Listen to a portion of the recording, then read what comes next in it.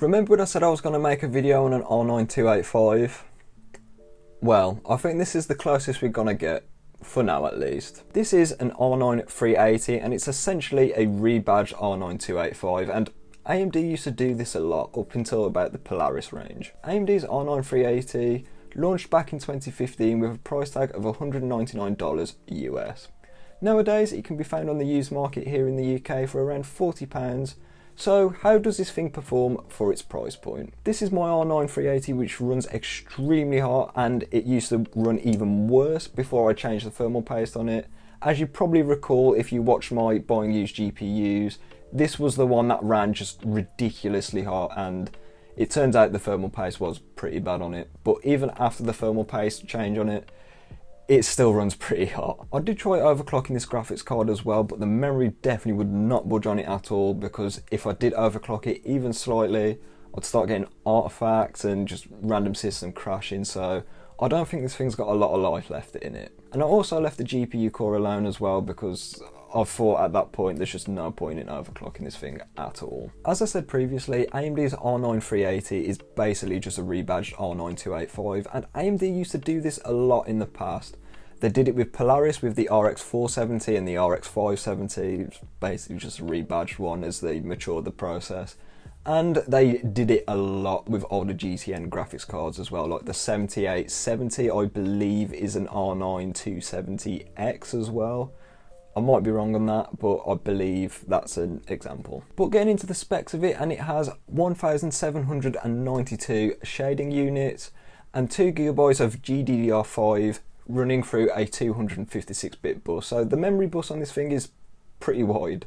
It also has support for DirectX 12.0 at a feature level as well, so all the latest DirectX 12 games will run, apart from Forspoken, but maybe that's a bit of a blessing because I've heard nothing good about that game, so yeah. And the model I've got here today is the reference model, but I believe ASUS actually do make the PCBs. It's got an ASUS silk screen on it. And I don't know what it is with these reference coolers. I think they look pretty cool, especially in the older AMD cards, even with the Polaris cards as well. I think the coolers look pretty cool on them. But one thing about these coolers is they don't run cool. These run extremely hot and they can run pretty loud too. Older AMD cards are also not known for their efficiency, as this one has dual 6-pin PCIe power connectors, and AMD recommend a 450 watt minimum to power this thing. I'd recommend something 500 plus, as the TDP of this card is 190 watts. So let's see how this thing performs in 2023. I've lined up quite a few games here to play at 1080p. And all testing has been done on my test bench system, which has a Ryzen 5 5600G, 16GB of CL17 3200MHz memory running in dual channel, a Sabrent Rocket NVMe Gen 3 SSD, and an ASUS Strix B550-F gaming. Starting off with Unigine superposition, and on the 1080p medium, which I like to test my older graphics cards on, it got 5209 on average, so yeah, not bad. Starting off benchmarks today with Assassin's Creed Valhalla, and I set it to the low preset here, and I even enabled FSR quality just to give it a tiny bit of a performance boost. There was a massive VRAM warning as the game was calling for about 2.8GB of video memory, and obviously the R9 380 does not have that amount of video memory. But this resulted in 48 FPS on average with a 1% low of 35 FPS, and there was a lot of stutter in the benchmark, and I suspect this is down to the video memory not being enough to sustain the game properly. So it's playable, but is it the best experience? I don't think so. A much easier game is up next, and that is Fortnite, and I'll set it to the pro settings here at DirectX 11, and I have made a change with my pro settings. It's essentially everything's on low now apart from textures, because the R9 380's got enough video memory to run high textures on this game, so I just enabled them. It makes the game look a lot less muddy. But this got 89 FPS on average with 43 FPS for the 1% low. I'd recommend switching to the Performance API for a 144Hz experience, but if you've got a 60Hz panel, the low settings or maybe even medium might be great for you, and yeah, performance here, I don't think it's too bad. F122 is up next, and I set it here to the medium preset as I thought this was going to be the best preset, but I think it might be low, bear with me on that. but I set it to the medium preset anyways, and it got 58 FPS on average with 48 FPS for the 1% low. This was done in the wet Australian benchmark, as I think is pretty much a worst case scenario for this game. But if you want a bit more frames, I'd recommend dropping it to low, or maybe even very low. You'd be getting a lot more frame rate and the game will feel a lot more responsive, as this is a racing game. A responsive experience is kind of what you want. Another racing game is up next, and that is Forza Horizon 5, and one thing I've noticed is it always runs poorly on older AMD GPUs, so that's anything pre-Polaris. I set it to low, but it still has a VRAM warning, so maybe very low might be a good shout here. But the low preset got 36 FPS on average with 19 FPS for the 1% low. There were quite a lot of stutters, and the benchmark goes through sort of the main city area, and this is the laggiest part of the map, so if you're out in the open field, I think frame rate might be a tiny bit better, but that 2GB of frame buffer would probably still be a problem. The newest game in today's benchmarking video is Call of Duty Modern Warfare 2, and for obvious reason I set it to the basic preset, which is essentially the minimum, and I set it to FSR quality as well, just to give it a little bit of a frame rate boost. The R9 380 netted 67 FPS on average with 56 FPS for the 1% low figure, so it's definitely playable, and the frame rate didn't really drop in the in-game benchmark at all, and it was pretty smooth, I'd like to say, so yeah, you can certainly play Modern Warfare 2 on an R9 380. Skyrim Special Edition is up next, and this is the 2016 edition of the game, not the 2011 version, and it defaulted to the high preset here, which was a welcome sign to be honest, and it got 60 FPS on average with 59 FPS for the 1% low. This game is capped at 60 FPS, and I would recommend leaving that cap on, as the frame rate is tied to the engine, so if you get rid of the frame rate cap, the game will start like acting out really weird and people start moving really fast and stuff like that. It's just not worth it. So yeah, I'd recommend leaving it at these settings. The game looks pretty good, and you might have some headroom for modding as well, so yeah, not bad performance here. GTA 5 is up next, and it released in the year this GPU released, so yeah, it should be decent performance here, and it was, with the high preset and FXAA enabled, just to clear up some of them jagged lines. It got 74 FPS on average with 62 FPS for the 1% low. Really smooth performance here. I don't think you'll be having a bad time here on GTA, and yeah, it's great performance.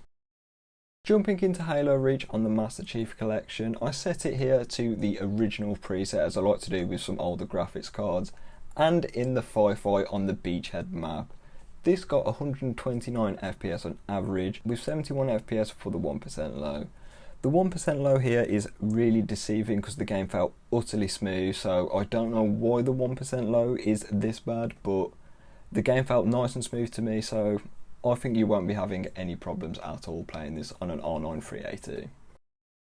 Only recently I found out that Horizon Zero Dawn had a built-in benchmark, because before this I was doing actual gameplay, so this makes my life a tiny bit easier. But the preset I chose here was favour performance for obvious reason, as we want the most performance possible with this older graphics card, and I set the FSR to quality as well. This got 53 FPS on average with 36 FPS for the 1% low. The game was calling for slightly more VRAM than what the R9 380 could handle, but there weren't really that many stutters that I could think of, and the game looked relatively decent considering the quality preset that I chose, so yeah, performance here not too bad, and Horizon Zero Dawn is certainly playable on an older AMD graphics card.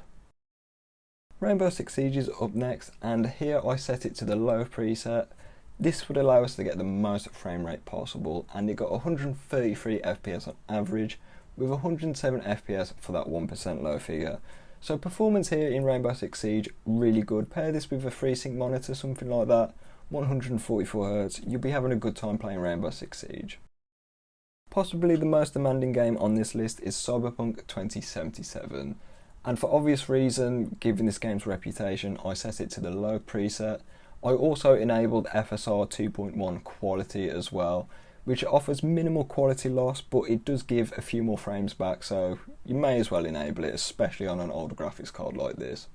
This got 35 FPS on average with a 1% low of 29 FPS. The game felt relatively smooth, all things considered. There weren't really any hitching or anything like that, and it runs relatively okay. I'd say it's similar to an old gen Xbox or an old gen PS4, something like that. So yeah, Cyberpunk is playable. Last up today is God of War, and I set it to the low preset here with FSR quality enabled, and this got 42 FPS on average with a 1% low of 30 FPS. So there were a few hitches here, but not a lot, and God of War is certainly playable. It still looks relatively decent, if I'm honest, on the low preset. So if you wanted to play God of War on your old R9 380, it's certainly playable. So with all that benchmarking done, with a lot of the older graphics cards, I like to say, newer AAA games, no. Esports titles and lightweight titles like games like Minecraft and Roblox and stuff like that, the R9 285 is perfectly fine for them. But if you're looking for a newer game like Cyberpunk, or maybe even Forspoken if you want to buy that for some reason, this graphics card is probably a no-go.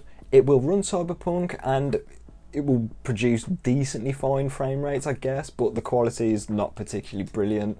And it won't even open Forspoken, as it only supports DirectX 12.0 at a feature level. Forspoken requires DirectX 12.1 at a feature level, so yeah, this thing will just flat out refuse to launch. It is also unsupported now, as AMD cut support for this thing back in 2022, I believe.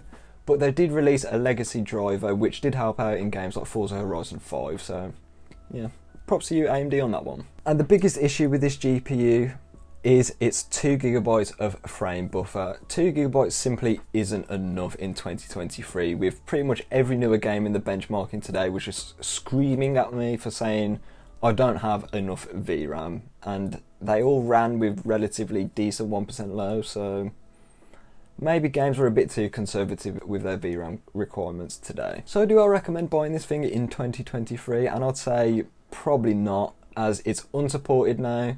But if you're looking to play older games and you've got one for free, maybe from a family member, something like that, and you like playing games like Siege, Minecraft, Rocket League, and older games like GTA, I'd say the R9 380, not a bad buy at all, or in this case, a bad pickup.